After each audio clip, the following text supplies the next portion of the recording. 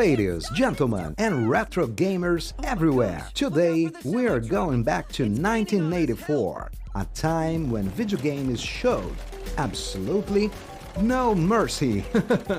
And during that era, Konami released a game that looked simple, but completely destroyed the sanity of an entire generation.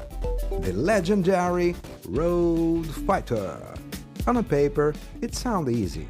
You control a little red car driving through endless highways, avoiding traffic, try not to crash. Simple, right?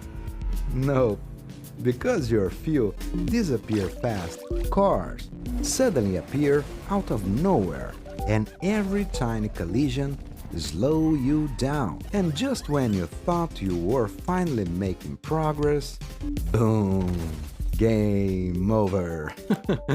Road Fighter became a massive hit on MSX computers, especially in Brazil and few countries where MSX became popular during the 80s. And one of the most impressive things about the game was its incredible speed for that period. The stages kept changing. There were bridges, colorful roads, and that soundtrack stayed stuck in your head forever. Konami managed to turn a very simple idea into one of the most addictive racing games of the entire decade. But the worst part, you could never stop playing. You always said, okay, this is the run, one more try, and suddenly 3 hours had passed. Road Fighter helped establish Konami as one of the greatest gaming companies in history. And even today, the moment that someone hears the name Road Fighter,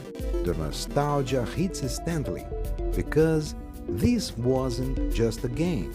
It was stress, adrenaline, rage, and pure 8-bit fun.